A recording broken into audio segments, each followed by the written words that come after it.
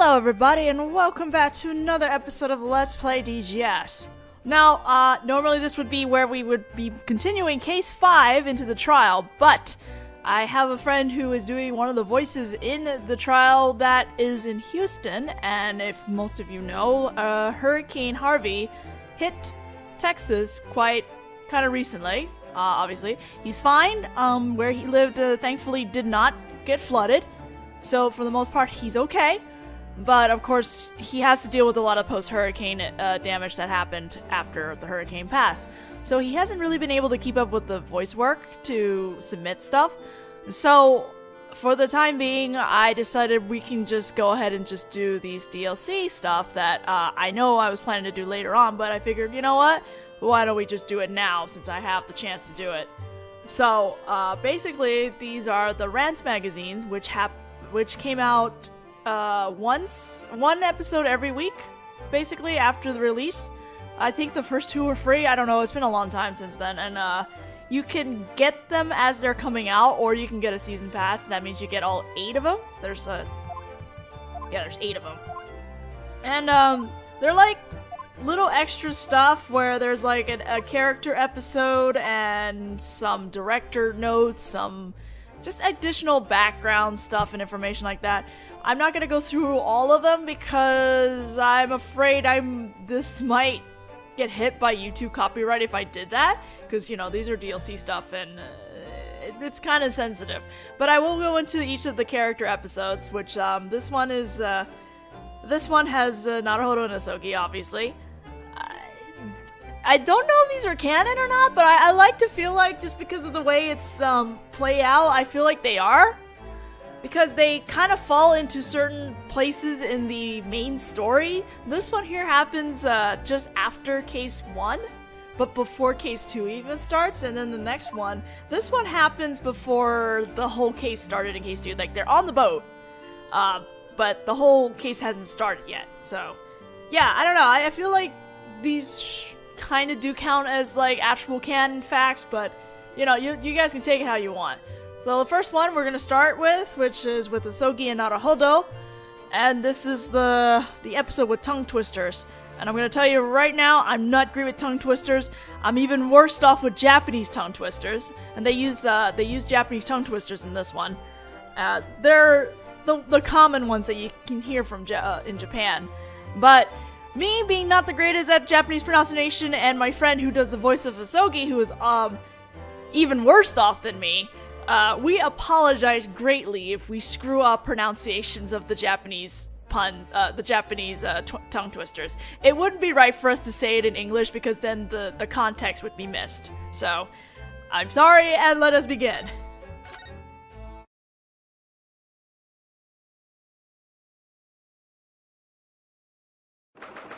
It is November 22nd, 3:08 p.m. in the Supreme Court, Defendant's Lobby, number 5. Look at this! My poor treasure! No matter how I scrub it, I can't erase the stench of meat! If you ask me, you should be grateful just to have it back. What? Excuse me, sir. Could I look under this seat cushion for a moment, please? Anyway, don't think this is over, you rotten soldier! A crook who'd steal a poor old man's treasure will end up tossed in jail for sure. What? If that's going to be your attitude about it, then I'll... do you mind, Sergeant? I'd like to look under the seat cushion too, if you don't mind. Sure. Just try it, you old coot, if it comes to that. Just know that if I, Uzakumara, were to be imprisoned, my Kurumaro would likely die a few days later as a result. Hiding behind your child like that? What a cowardly trick. Did you not try to hide behind your status as an old man mere seconds ago?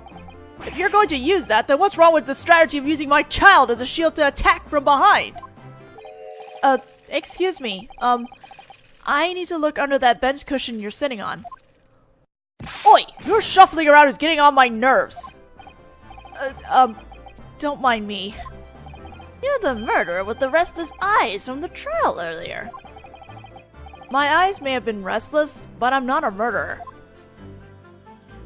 What's got you flipping over the seat cushions under our butts? You were checking under the seat bench cushion, too. Well, actually... Well, Naruhodō, did you find it? No, it looks like it isn't here, Asogi.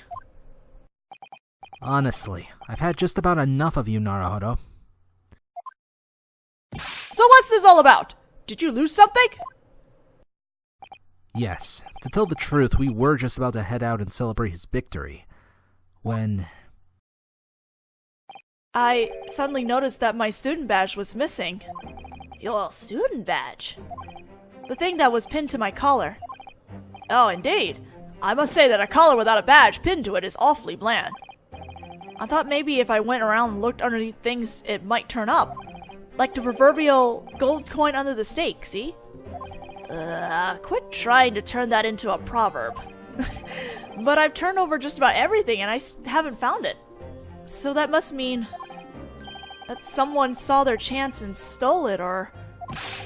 Quit glancing over at me like that! I won't go for any old thing simply because it's made of metal. If my little Koromaru were to swallow something like that, it'd be stuck in his throat. Can't be helped. I guess we just have to throw in the towel, Naruhodō. If you provide your student ID number, you should be able to get it reissued.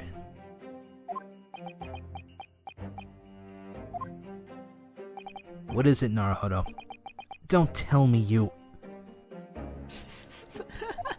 I don't remember my student ID number. Oh my god. You... This is your second time losing your badge, right? No, the third. Oh my god!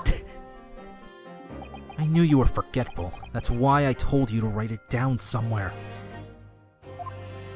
Do you at least remember me saying that? Now that you mention it, I feel like I do kind of remember someone saying something like that. Huh, so it was you then. You even forgot that? Cut me some slack. Our student ID numbers are 6 digits long. How's anyone supposed to memorize them?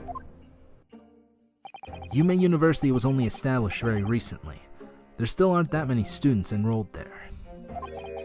I believe only the final 3 digits of our student ID numbers are actually used. Well, that's true. Don't give me that "that's true" garbage. You should be capable of remembering a measly 3 digits. I'm ashamed of myself. Naruhodō, please, come on. Don't you pride yourself in memory? Well, in any case, you're really something, aren't you? Eh? You mean me? You're a lawyer while still being a student, and you were able to believe in your questionable friend here and defend him. What does he mean, questionable? No, I'm still just a young whelp, full of flaws. That became abundantly clear to me last year. Thanks to this friend of mine, I was forced to acknowledge my critical weakness. What? I did that? This is the first I've heard of it. Naruhodō Ryūnosuke. Surely you haven't forgotten. It was last summer, at the student debate competition. Debate? Oh, that? The students would take the stand one by one, and make a speech about a topic of their choice. And the one with the most intensity and persuasion was the winner. Yes, that competition. Your speech was really fiery. Everyone else was floored. I was aspiring to become a defense attorney. Naturally, I had to win. I mowed down the competition one by one, and the one I found myself up against on the final round was you. Yeah, that's right. The first time I laid eyes on you, rude though it was, this is what I thought. This cocky, restless-eyed novice doesn't stand a chance against me. You're right. Not only was that rude, it went way too far. But that overconfidence ended up inviting a humiliating, crushing defeat upon me. What on earth happened? My speech blazed with a passion that caught the hearts of the audience. At least until the final word of my closing statement. The final word? Yes, at the very last second, on the most critical word, I crashed and burned. What? So what you're saying is, you had a slip of the tongue. Yes, that's right. Even when I think about it now, I can't forgive myself. Just, what in the world did you say? And can you even say it right now? You say it, Naruhodō. I couldn't possibly. Sure. Alright. I remember it well. As I recall, the final word you said... No. The final word you tried to say was this. Now, this is the time to rise up, lads and ladies of the laborer class, vernal and venerable.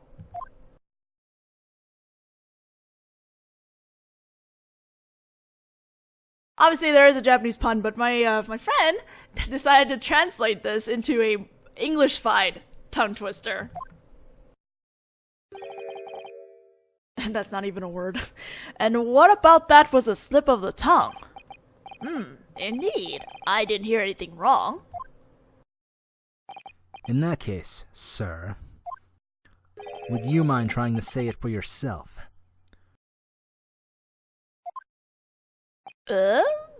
Sure, why not? Lads and labels of the Labrador... Impossible. Impossible! I was able to say the now, this is the time to rise up part perfectly. But as for the bit after that, I spent 5 minutes trying to correct myself, and never was able to say it properly. And I ended up falling to my knees in front of the platform in despair. And then the students who've been fired up by your speech started heckling you. Why don't you rise up first? And stuff. Oh, sounds like a truly hellish situation. Meanwhile, this man's beautifully pronounced speech clinched it. What was it that you said? If memory serves. You need to cherish your mothers and fathers. Don't you agree, folks? Or something. And I ended up losing to this speech, which wasn't even worth the loud voice it was recited in. That's... all I can think to say is that I have no idea what to say to that. But, well, you have a point. Lads and ladies, venerable and venerable. See, I did it! Lads and ladies, venerable and venerable is kind of difficult to say. After that, there was only one question swirling around in my head. Why is humanity made up of old and young, male and female in the first place? It's thanks to that I had to try and force myself to say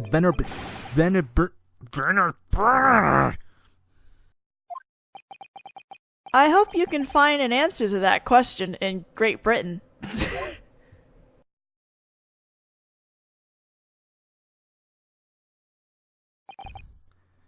In any case, after the cursed debate competition finished, I called up to you and asked,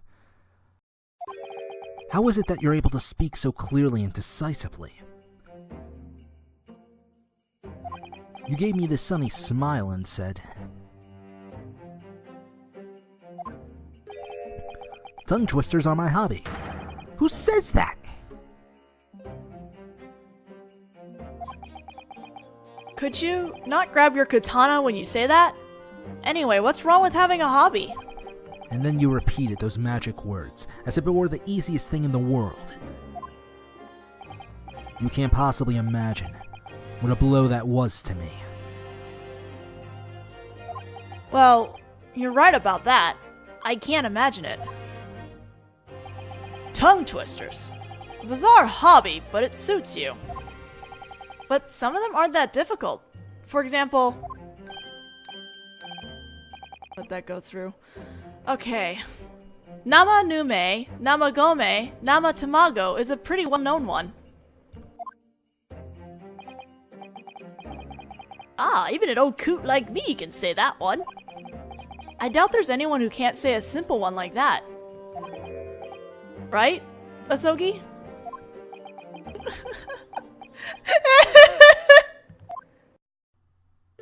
Nagamugi. Crashed and burned on the second syllable, huh? By the way, those 3 items would be considered such a feast at my house that I'm salivating too much to be able to say them. Come to think of it, looking back, it was around then, wasn't it? That somehow, I ended up taking lectures at the same university as you. We ended up having patriotic debates at the Beef Stew restaurant in the student village. You always chose vaudeville acts at entertainment halls or Rakugo for your topics, though. Did I? In any case, I swore to myself that I'd never forget the blow that I took that day, as long as I live. And the proof of that is this red headband. Are?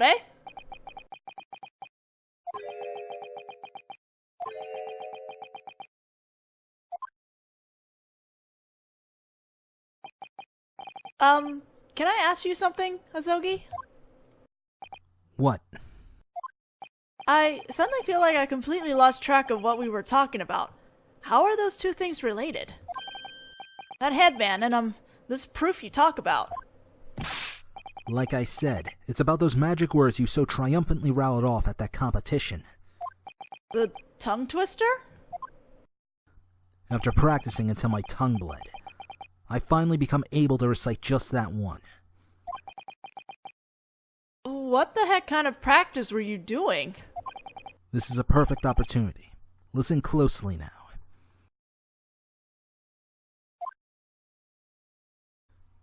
Here goes.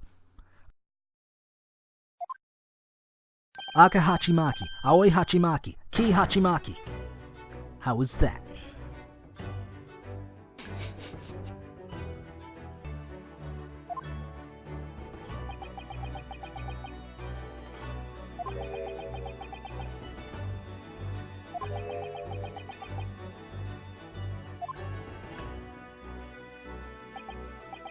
I actually considered asking you once before about the reason behind that headband. Don't tell me it was...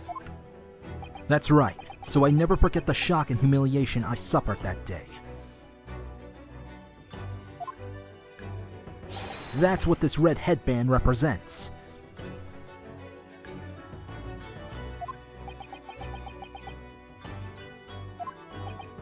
Well, I don't know what sort of shock you felt that day, but I can tell you with certainty that the shock I just suffered was so much worse.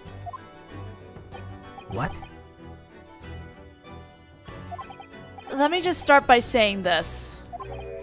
What you just said was a little different from the tongue twister I recited that time.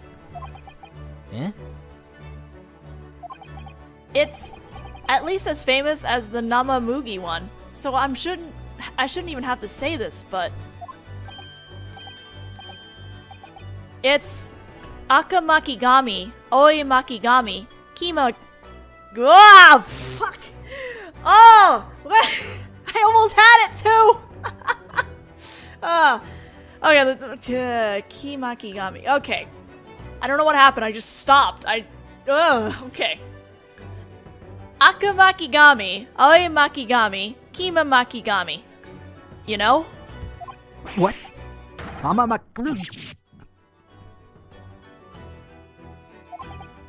Now that headband of yours suddenly makes me kind of uncomfortable to look at. It's not too late, though. You can still wind some red wrapping paper around your head. The youngster's face has gotten redder than his headband. Ah! Poor Asugi! This is just tongue twisters and he's so upset over it. This is why I hate the Japanese language. But I do love their swords. Asogi, you can't mean that this is why you've chosen to go to Great Britain. Of course not. Excellent. Now we've learned Asogi's greatest weakness, tongue twisters. Alright, we're done with that episode. We shall continue into the next episode in the next video. So, it's on the steamship with Asogi as in his perspective. Yes. So I'll see you guys then. I mowed down the competition one by one. I basically decapitated Naruhodō. You remember that, right? No way, I think the blood got in your eyes that day.